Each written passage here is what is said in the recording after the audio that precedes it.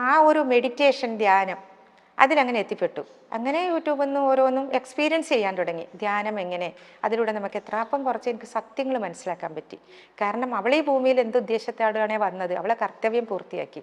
ഇന്നും എവിടെ കണ്ടാലും ഇപ്പൊ നിങ്ങൾ തന്നെ വന്നപ്പോൾ കേട്ടിട്ടുണ്ട് മരണത്തിന് ശേഷം എപ്പോഴേക്കോ അമ്മയ്ക്ക് ശനിച്ചൊരു സാന്നിധ്യം ഫീൽ ചെയ്തിട്ടുണ്ട്. സാന്നിധ്യം ഫീൽ ചെയ്തത് അത് സോൾ കൺസൾട്ടേഷൻ എന്ന് പറഞ്ഞിട്ടൊരു, ഞാൻ കുറേ വീഡിയോ ഇങ്ങനെ കണ്ടപ്പോഴേക്ക് എനിക്കും എൻ്റെ മോളെ കാണണം തോന്നി. അങ്ങനെ കാണുമോ? അങ്ങനെയാണെങ്കിൽ ഞാൻ ആ കൺസൾട്ടേഷൻ ഇരുന്നു. അവളൊരു മുല്ലപ്പൂവൊക്കെ ചൂടിയിട്ട് ഒരു നെഗറ്റീവ് പ്രിന്റ് പോലെ അവൾ വന്നു. ആ ഒരു വേസ്റ്റ് കണ്ടു ഞാൻ, അവളിങ്ങനെ വന്നു. അപ്പോൾ ഇതൊക്കെ ചിലർ വിശ്വസിക്കും, ചിലർ വിശ്വസിക്കാതിരിക്കും. വിശ്വസിച്ച് ഞാനത് വെച്ച് അവളെ കണ്ടു. പിന്നെ ഈ മെഡിറ്റേഷൻ ധ്യാനം, പിന്നെ അന്ന് എന്നോട് സീമ പറഞ്ഞിട്ടുണ്ടായിരുന്നു, ചേച്ചി RCCയിൽ ഒരു ആശ്രയ ഓർഗനൈസേഷൻ എന്ന് പറഞ്ഞിട്ടൊരു ഇതുണ്ട്, വലിയൊരു സംഭവമാണ്. അപ്പം അതിലിപ്പോൾ ഞാൻ സർവീസ് ചെയ്യുന്നുണ്ട്. സെക്കൻഡ് അത് ഞായറാഴ്ച ഒഴികെ എല്ലാം വലിയ വലിയ ഞാൻ എന്നെപ്പോലത്തെ 2-3 പേരെ സാധാരണക്കാരായവരുള്ളൂ. എല്ലാം വലിയ വലിയ ജോലിയിലിരിക്കുന്നവരും റിട്ടയർഡ് ആയവരും അല്ലാത്ത എല്ലാം വലിയ ആൾക്കാരെന്ന് വെച്ചാൽ നമ്മൾ ഈ താഴെ ക്യാൻറ്റീനിലില്ല കഞ്ഞിവെള്ളം എടുക്കുക, അത് ഇതിൽ പറയാവോന്ന് അറിയില്ല. കഞ്ഞിവെള്ളം എടുത്തിട്ട് മറിച്ച് കളയുന്ന കഞ്ഞിവെള്ളത്തിന് പോലും വിലയുണ്ടെന്ന് നമ്മൾ ആൾക്കാർക്ക് കാണിച്ചു കൊടുക്കുകയാണ്. ആ കഞ്ഞിവെള്ളം ഒരു 5-6 വലിയ ടമ്പറിൽ എടുത്തിട്ട് ട്രോളിയിൽ ഉരുട്ടി കീമോ വാർഡിലും കീമോ വാർഡ് 6ാമത്തെയും 5ാമത്തെയും ഫ്ലോറിലൊക്കെ കീമോ വാർഡുണ്ട്, അതിൽ ഉപ്പിട്ട് കീമോ ചെയ്ത് കിടക്കുന്ന പേഷ്യൻറ്റിനും കൂടെ ഇരിക്കുന്ന ബൈസ്റ്റാൻഡറിനൊക്കെ കൊടുക്കുക. അവർ ഈ ചൂട് സമയത്ത് ആ കഞ്ഞിവെള്ളം കുടിക്കുമ്പോഴില്ലേ അവർ നമ്മളെ തൊഴുകയും നമ്മൾ അവർ ഇങ്ങനെ തൊഴുകയാണ്. ഒരു ഗ്ലാസ് വെള്ളം കിട്ടിയിരുന്നെങ്കിൽ എന്ന് ആശുപത്രിയിൽ കിടന്ന് ആഗ്രഹിക്കുന്നവർക്ക് നമ്മൾ ഡയറക്റ്റ് കഞ്ഞിവെള്ളം കൊണ്ട് കൊടുക്കണം, അവരോടൊരു സാന്ത്വന വാക്ക് പറയുക. പിന്നെ പാലിയേറ്റീവ് വാർഡിൽ പിന്നെ സെക്കൻഡ് തേഴ്സ്ഡേ ആണ്, അതിൽ പോയിട്ട് നമ്മൾ ഓരോ ഗ്രൂപ്പിൽ 3-4 പേരുണ്ട്. കുറുക്ക് ഹെൽത്ത് മിക്സ് നമ്മൾ തന്നെ കയ്യിൽ നിന്ന് കാശ് മേടിച്ചുകൊണ്ട് ഹെൽത്ത് മിക്സ് പാല്, അവിടെ ഒരു റൂമുണ്ട്, അതിൽ ഗ്യാസും അടുപ്പൊക്കെ ഉണ്ട് RCCയിൽ 7ാമത്തെ ഫ്ലോറിൽ. അതിൽ കുറുക്കുണ്ടാക്കി ഈ പാലിയേറ്റീവ് പേഷ്യൻറ്റിന് കൊടുക്കുക. അപ്പോൾ അത് ഭയങ്കര സാറ്റിസ്ഫാക്ഷനാണ് എനിക്ക്. അങ്ങനെയെങ്കിലും ഒരു സേവനം എനിക്ക് ചെയ്യാൻ പറ്റുന്നുണ്ടല്ലോ, എന്തൊരു സന്തോഷമാണ് എനിക്ക് അതിൽ നിന്ന് കിട്ടുന്നത്.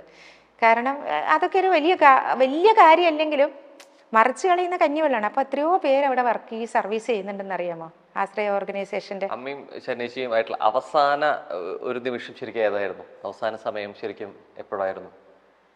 ഞാനും മോളുമായിട്ടുള്ള അവസാന സമയം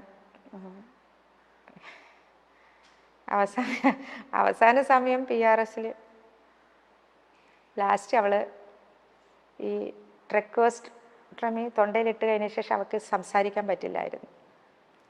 അപ്പം ഞങ്ങൾ ഇവിടുന്ന്, എനിക്കറിയില്ലായിരുന്നു കുഞ്ഞിന് 2ാമതും ഇത് വന്ന് സ്പൈനലിൽ സ്പ്രെഡായിട്ട്. മോനും ഞാൻ പോയില്ല, എന്നെ കൊണ്ടുപോയില്ല ആശുപത്രിയിൽ. മോനും പിന്നെ എൻ്റെ ഹസ്ബൻഡിൻ്റെ അനിയനും കൂടിയാണ്, ശരണ്യയുടെ ചെറിയച്ഛനും കൂടിയാണ് ഡോക്ടറെ കാണാൻ പോയത്. അപ്പോൾ ഡോക്ടർ 1 മന്തേന് ശരണേ ഉള്ളൂ, സ്പൈനലിലൊക്കെ സ്പ്രെഡായി എന്ന് പറഞ്ഞു, ഇനി ഒന്നും നമുക്ക് ചെയ്യാനില്ലെന്ന് പറഞ്ഞു. അപ്പോൾ ഇവർ റിക്വസ്റ്റ് ചെയ്തു, ഡോക്ടർ എന്തെങ്കിലും ഒന്ന് ചെയ്യാൻ പറ്റുമോ, നമുക്കൊരു പരീക്ഷണം എന്നുള്ള രീതിയിൽ എന്തെങ്കിലും ഒന്ന് ചെയ്യാൻ പറ്റുമോ. ഞങ്ങൾ ബാംഗ്ലൂർ പോയി സൈബർ നൈഫ് റേഡിയേഷനൊക്കെ കൊടുത്തതാണ്. അപ്പോൾ നമുക്ക് ഈ എമൗണ്ടൊക്കെ വന്നപ്പോൾ അവിടെ 10-20 ലക്ഷം രൂപ, പൈസയുടെ കണക്കല്ല കേട്ടോ, എൻ്റെ മോളെ പേരിൽ എനിക്ക് ആ രീതിയിൽ പറയുന്നതല്ല, എങ്ങനെയായാലും എൻ്റെ മോളെ കിട്ടണം എന്ന് വിചാരിച്ചു. പൈസയൊന്നല്ല പ്രശ്നം, നമുക്ക് കുഞ്ഞിനെ എങ്ങനെയും കിട്ടണം. അങ്ങനെയാണ് പിന്നെ അവസാനം ഇവരെന്നോട് ഒളിച്ചു വെച്ചു, ഒന്നും പറഞ്ഞില്ല. ഞാൻ പറഞ്ഞു, മോനെ എന്തുണ്ട് ശരണ്യക്ക്, എൻ്റെ ഡോക്ടർ എന്തിനാ നിങ്ങളെ വിളിപ്പിച്ചേ? ഒന്നുമില്ല. അപ്പോൾ സീമ എന്നോട് ഇങ്ങനെ വിളിച്ചു പറയണ, പിന്നെ അതിന് സീമയും ഞാനായിട്ട് തർക്കമായത്. അപ്പം ശരണ്യ പാലിയേറ്റീവിൽ എവിടെയോ ആക്കിയിട്ടുണ്ട്, അവിടെ കൊണ്ടുപോയിട്ട് അവിടെ. അപ്പോൾ എനിക്കറിയാം പാലിയേറ്റീവ് പേഷ്യൻ്റ് തന്നെ എൻ്റെ മനസ്സിലുള്ളൊരു ഇത്, പിന്നെ മരണം കാത്തു കിടക്കുന്നവർ, വേറെ ട്രീറ്റ്മെൻ്റ് ഒന്നും ഇല്ലാതെ മരണം കാത്തു കിടക്കുന്നവർ ഈ മോർഫിൻ വേദന സംഹാരി മാത്രം കഴിച്ച് മരിക്കുന്നവരെ കിടത്താം. നമ്മൾ വീട്ടിൽ കിടത്താൻ പറ്റാതെ അവിടെ കൊണ്ടൊരു സാന്ത്വന ചികിത്സ, അതാണ് പാലിയേറ്റീവ് എന്ന് എനിക്കുള്ള ബോധം. ശരണ്യക്ക് അപ്പോഴും ബോധമുണ്ട്, ശരണ്യയുടെ ബോധം പോയിട്ടൊന്നുമില്ല. ശരണ്യക്ക് ഈ പാലിയേറ്റീവിൽ പോകുമ്പോൾ അവൾക്കും അറിയാൻ അവളെ എന്തിനാ പാലിയേറ്റീവിൽ കൊണ്ടുവന്നതെന്ന്.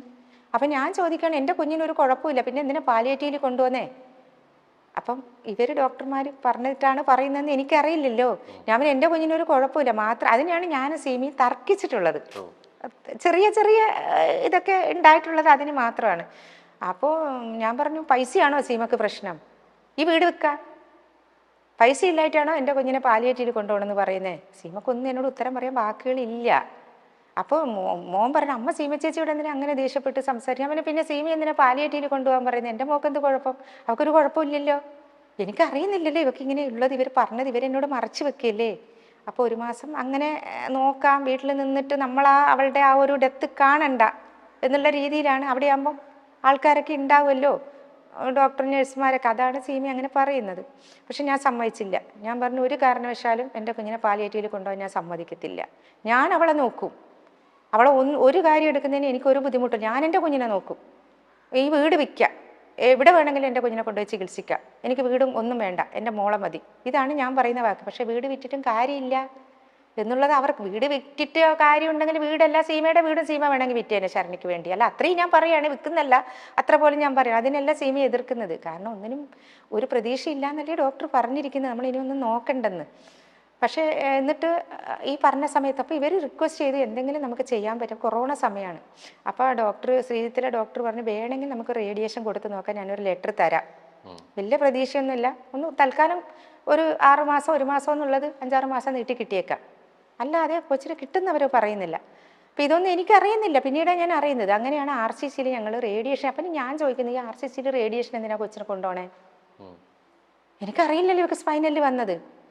അപ്പോൾ പറയാണ് അതിൻ്റെ തലേന്ന് വരെ എന്തെന്നറിയോ, ഇവള് ഫിസിയോതെറാപ്പി വീട്ടിൽ കൊണ്ടുവന്ന് ഞാൻ ചെയ്യിക്കുന്നത്. ഞാൻ വഴക്ക് പറയാണ് കൊച്ചിനെ. ഈ കൊച്ചിന് ഈ സ്പൈനലിൽ ഇത് വന്നിട്ടാണ് ആന ചിഹ്നം വിളിക്കും പോലെ ചിഹ്നം വിളിക്കുന്നതെന്ന് എനിക്കറിയില്ല. കരയോ? എനിക്കറിയില്ല. ഈ ഫിസിയോതെറാപ്പിസ്റ്റ് പറയും ശരണ്യെ ചെയ്യേ, പിന്നെ ആൻറ്റിയാണ് ശരണ്യെ വഷളാക്കുന്നത്, ശരണ്യെ കൈ ഇങ്ങനെ ഷിവർ ചെയ്യും, ആൻറ്റി വാരി കൊടുക്കരുത്, അവളെ കൊണ്ട് ഒറ്റയ്ക്ക് വാരി കഴിപ്പിക്കും. അത് ഇന്ന് എനിക്കൊരു പശ്ചാത്താപമാണ്, കുറ്റബോധമാണ് കേട്ടോ. ഇന്ന് ഞാൻ എൻ്റെ മോളെ അങ്ങനെ പറഞ്ഞല്ലോ എന്ന് തീർത്താ ഞാൻ വിചാരിക്കും ദൈവമേ അവളൊന്ന് തിരിച്ച് വന്നിട്ടുണ്ടെങ്കിൽ, അങ്ങനെ ഒരു കാലം ഉണ്ടായിരുന്നെങ്കിൽ എനിക്ക് ഇതിനെയൊക്കെ പ്രായച്ചിത്തം ചെയ്യണമെന്ന്. ഞാൻ അവളെ ഒത്തിരി വഴക്ക് പറഞ്ഞു മോനെ. കാരണം നിനക്ക് മടിയാണെടി, നിനക്ക് എപ്പോഴും നിൻ്റെ അപ്പിയൊക്കെ അമ്മ എടുത്ത് നിനക്ക് ശീലമായിപ്പോയി, നിനക്ക് ബാത്റൂം പോയി അപ്പിയിടാൻ മടിയാണ്, മൂത്രമൊക്കെ നിനക്ക് ബെഡിൽ ഒഴിച്ച് ശീലമായിപ്പോയി, എല്ലാം ഞാനുണ്ടല്ലോ, എൻ്റെ കാലം കഴിഞ്ഞാൽ നിനക്ക് നോക്കാലോ, നിന്നെ ആരോ നോക്കുന്നു, എൻ്റെ കാലം കഴിഞ്ഞാൽ നിന്നെ ആരോ നോക്കും. അപ്പം ഞാൻ എന്തിനാ മോനെ ഇത് വഴക്ക് പറയുന്നത് അവളെ? ഇവള് ഉഷാറായി വരാൻ. അവൻ പറയുന്ന ഫിസിയോതെറാപ്പിസ്റ്റ് ഒരു മഹാദേവൻ എന്നിട്ട് മോനെ എന്നോട് പറഞ്ഞ അമ്മ ഇവളെ ഓമനിച്ച് വഷളാക്കുക, നമ്മളെ ചെയ്യിക്കണം, ഫിസിയോതെറാപ്പിയൊക്കെ നമ്മളിങ്ങനെ ചെയ്യിക്കണം, ഇങ്ങനെ ഈ കസേരയിൽ എഴുന്നേൽപ്പിക്കണം, എഴുന്നേൽക്കടി ഇങ്ങനെ ഞാൻ പറയാണ്. അപ്പോൾ ഇവക്ക് പറ്റുന്നില്ല. അപ്പോൾ ഒച്ചത്തി കരയാണ്. അവന് കള്ളക്കരച്ചിലാണ്, നീ കര, നിനക്ക് മടിയാണ്, വാ നിന്നെ കൊണ്ട് കിടത്താം, നീ ഇനി ചെയ്യണ്ട, നീ ഇങ്ങനെ കിടക്ക്. ഇതാണ് ഞാൻ പറയുന്നത്. എൻ്റെ കുഞ്ഞ് പറഞ്ഞൊരു വാക്ക് എനിക്ക് ഇന്നും ഉള്ളിത്തട്ടുന്നത്, ദൈവമേ എൻ്റെ അമ്മക്ക് പോലും ഞാനൊരു ബേഡനായ, എന്നെ അങ്ങ് എടുക്ക് ദൈവമേ എന്നാ ഇവള് പറയുന്നില്ലേ. എപ്പോഴും ഈ കലാകാരന്മാരുടെയും കലാകാരികളുടെ ജീവിതത്തിൽ പറയുന്ന ഒരു കാര്യമുണ്ട്, അവർ നമ്മളൊപ്പം ഇല്ലെങ്കിലും മരണപ്പെട്ടാലും ആ ചെയ്തു വെച്ച വേഷങ്ങൾ കൊണ്ടും ആ സാന്നിധ്യം കൊണ്ട് എപ്പോഴും നമ്മോടൊപ്പം ഉണ്ടായിരിക്കും എന്നുള്ളത്. അതെ. തനിക്ക് വീടൊന്നും വേണമായിരുന്നു എന്ന് ഒരു ആഗ്രഹവും ഇല്ലായിരുന്നു എന്നാണ് ശരണ്യയുടെ അമ്മ പറയുന്നത്. വീട് വേണമെന്നേ ഇല്ലായിരുന്നു, എനിക്ക് ശരണ്യ മാത്രം മതിയായിരുന്നു. പക്ഷേ ഒരു കാര്യമുണ്ട്, ഞങ്ങളൊരു വാടക വീട്ടിലായിരുന്നുവെങ്കിൽ ശരണ്യ മരിച്ച ശേഷം ആ ബോഡി വീട്ടിലേക്ക് കൊണ്ടുവരാൻ ചിലപ്പോൾ ആ വാടക വീട്ടുകാർ സമ്മതിക്കില്ലായിരുന്നു. അങ്ങനെ നേരെ ശ്മശാനത്തിലേക്ക് കൊണ്ടുപോകേണ്ടി വന്നേനെ. ഇത് സ്വന്തം വീടായതുകൊണ്ടാണ് നമുക്കവിടെ കൊണ്ടുവരാൻ പറ്റിയത്. ശരിക്കും പറഞ്ഞാൽ ഇത് സ്വന്തം വീടല്ല, വാടക വീടായിരുന്നുവെങ്കിൽ ഉറപ്പായിട്ടും സീമയുടെ സ്വന്തം വീട്ടിലേക്ക് ശരണ്യയുടെ ശരീരം കൊണ്ടുപോയേനെ, ആ ജീവന്റെ ശരീരം കൊണ്ടുപോയേനെ. ഇതിനുശേഷം സീമയും സംസാരിക്കുന്നുണ്ട്. അതിൽ സീമ പറയുന്നുണ്ട്, ശരണ്യ ഏതോ മുജ്ജന്മത്തിൽ തൻ്റെ മകളായി ജനിച്ചൊരു കുട്ടിയാണ് എന്ന്. കാരണം സ്നേഹസീമയിലേക്ക് താമസം മാറിയ ശേഷം ഇവർ അമ്പലത്തിൽ പോയപ്പോൾ ശരണ്യക്ക് പെട്ടെന്ന് ബാത്റൂമിൽ പോകണം തോന്നി. അങ്ങനെ ശരണ്യയുടെ ഡ്രസ്സിലും ഒക്കെ മോശനായി. എന്നാൽ അതെല്ലാം ഒരറപ്പും കൂടാതെ സീമയാണ് കഴുകി കൊടുത്തത്. ഒരറപ്പുമില്ലേ ചേച്ചി എന്ന് ശരണ്യ തന്നെ ചോദിച്ചിട്ടുണ്ട്. എന്നാൽ എന്തിനാണ് അറപ്പ്, നീ എൻ്റെ മോളല്ലേ എന്നാണ് സീമ മറുപടി പറഞ്ഞത്. ഇന്നും സീമയെക്കുറിച്ച് പറയുമ്പോൾ ആ അമ്മയ്ക്ക് കണ്ണുനീര് വരുന്നുണ്ട്.